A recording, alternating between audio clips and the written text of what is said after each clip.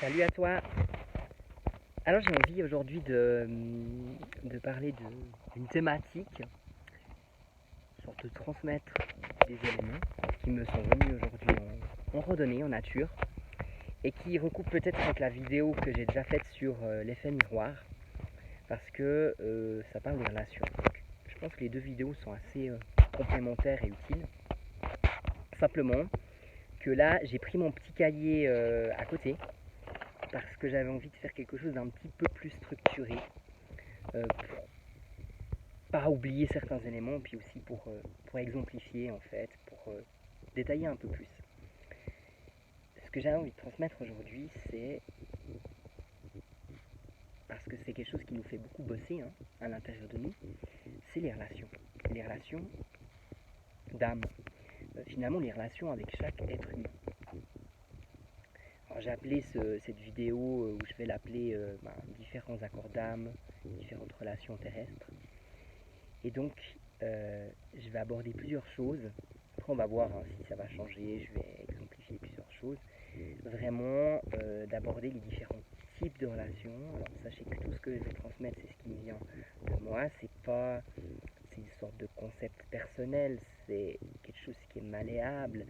C'est pas une vérité absolue. C'est ma vérité et ce que j'ai envie de partager finalement. J'ai envie de partager ce qui est du point de vue de l'âme. Qu'est-ce que c'est en fait ces relations, à quoi elles servent. Aussi, je prends aussi à mes notes, on a des relations plus harmonieuses, moins harmonieuses. À quoi servent ces relations pour l'amour de soi? C'est aussi ça qui est important. Les affirmations qu'on peut s'affirmer en nous, ou vraiment que j'ai envie de transmettre vibratoirement, qui peuvent nous aider. Aussi les actions qu'on peut mettre en place dans certains types de relations. Et enfin, on va rester bien à la fin. Donc dans les relations qu'on a entre chaque être humain, alors je m'excuse si il y a un petit peu de vent et j'espère que la qualité du son elle va être ok, parce que je suis avec mon téléphone mobile pour l'instant. Il y a différents types de relations qu'on peut vivre sur Terre en fait finalement. Et j'ai mis quelques adjectifs qu'on pourrait qualifier et qui permettent de vraiment de définir certains types de relations. On peut avoir des relations qui sont, je dirais comme ça, harmonieuses. On peut avoir d'autres relations qui sont confrontantes. On peut avoir des relations, on pourrait mettre l'adjectif, qui sont toxiques. On pourrait dire certaines relations harmonieuses sont très fluides. Certaines relations confrontantes, on éprouve un petit peu de rejet, de résistance. Certaines relations toxiques, elles vont nous fatiguer aussi énergétiquement. Du point de vue de l'âme, il n'y a ni bonne ni mauvaise relation. Ni bonne ni mauvaise expérience. C'est juste une expérience, finalement. Le regard qu'on peut avoir sur les relations, c'est de voir la relation comme donc du point de vue de l'âme, c'est ce qui me vient, c'est comme une opportunité d'apprendre, de croissance, qui va nous permettre de mieux nous aimer, d'encore plus nous aimer. Ça, j'en parlerai après. Mais on peut changer notre regard d'humain, parce que du point de vue humain, on va très vite aller avec le mental de c'est mal, je vis ça, c'est bien, je vis ça, je vis telle bonne, super relation, je vis telle mauvaise relation toxique. Mais du point de vue de l'âme, il n'y a pas de relation mauvaise, de bonne relation. Il y a juste différents types de relations. Et là, cette typologie, elle ne m'appartient qu'à moi. Parce que c'est compliqué de mettre des choses dans des cases. Quand je parle de type, c'est simplement pour... Plutôt, j'ai envie de le faire pour permettre la compréhension. Il y a des relations qui, pour moi, sont des relations un petit peu de cœur. On parle souvent de famille de cœur, on a des amis de cœur. Peu importe la terminologie, c'est pour moi des relations qui sont assez fluides, qui nous nourrissent. Ça ne veut pas dire qu'on partage exactement les mêmes activités ou intérêts ou loisirs communs. Simplement, quand on est avec ces personnes, énergétiquement, ce qui se passe, ce qu'on ressent, c'est on est très connecté parce que dans chaque relation, ce qui est notre meilleur baromètre, c'est qu'est-ce qu'on ressent à l'intérieur. pendant qu'on voit la personne, mais aussi après. Et énergétiquement, c'est comme s'il y a un apport d'énergie à chaque personne de la relation. Je lui apporte, elle m'apporte. Et ensemble, on s'apporte encore plus. Et l'adjectif que je pourrais qualifier avec ça, c'est fluide.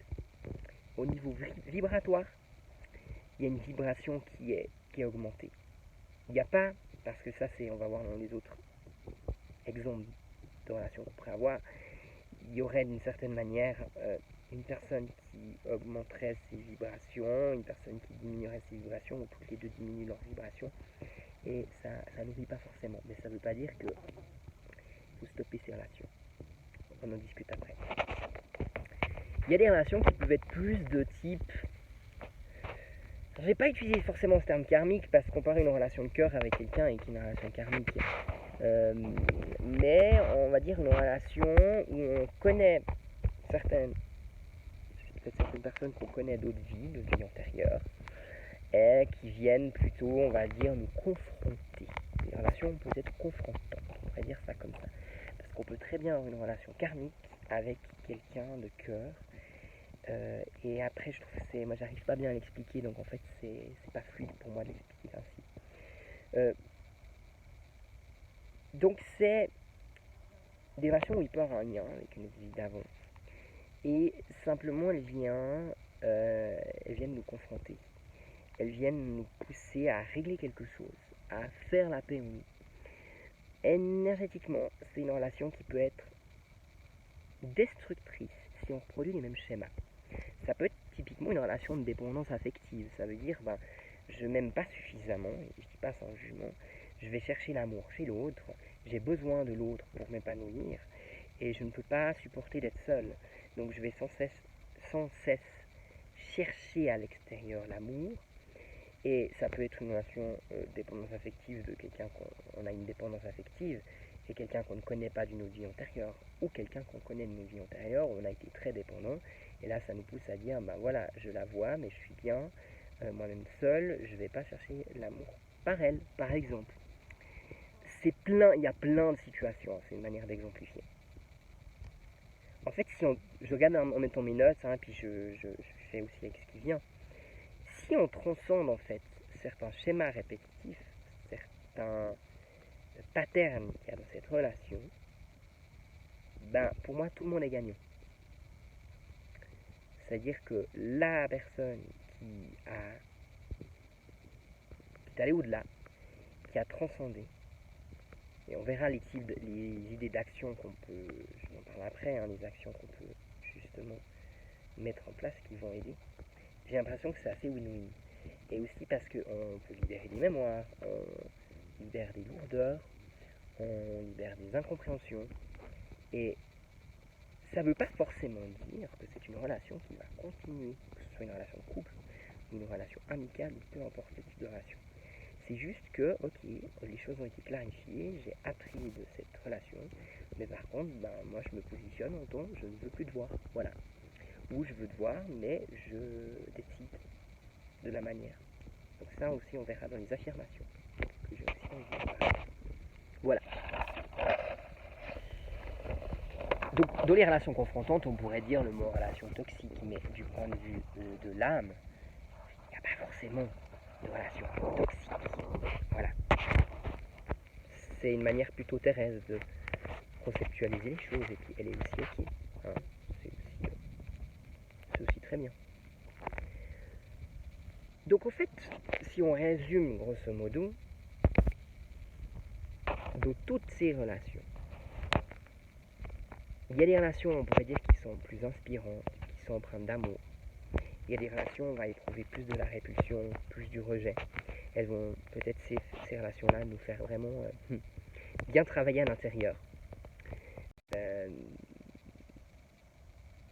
Par exemple, je vous donne un exemple concret, c'est aussi intéressant les tendances qu'on a, on peut par exemple avoir vécu durant l'enfance beaucoup de manipulation, être victime de manipulateurs, manipulatrices, que ce soit dans notre famille ou hors notre famille, et avoir de la peine à dire non, avoir de la peine à s'affirmer, parce qu'on a été beaucoup manipulé, on ne nous a pas forcément appris à dire non, je je renvoie un petit peu mon expérience, hein, mais c'est pour exemplifier. Ben, on va probablement attirer, c'est pas sûr, hein, mais du point de vue de l'âme, on va attirer des situations qui, on va peut-être subir un peu de manipulation à un moment donné, mais c'est juste génial. C'est justement, elles viennent là pour nous apprendre à dire non, à s'affirmer.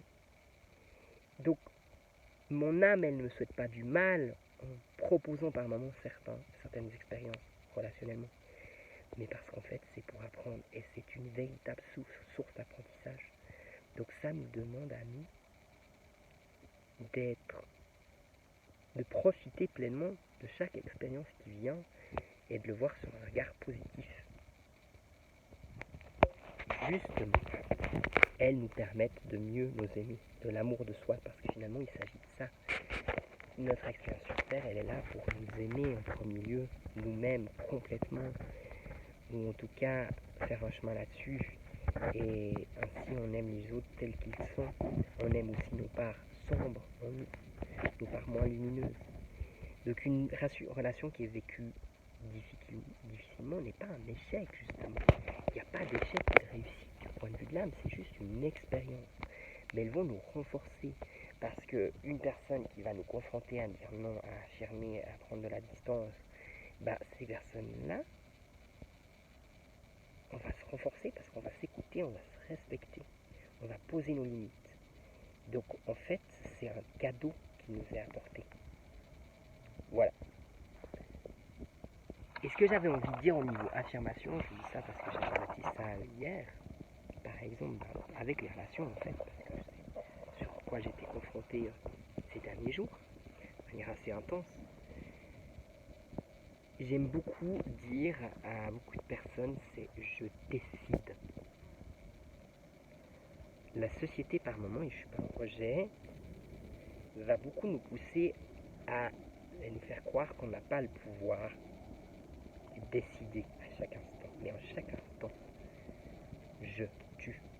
Donc tu peux dire j'ai le pouvoir à chaque moment de dire oui, de dire non.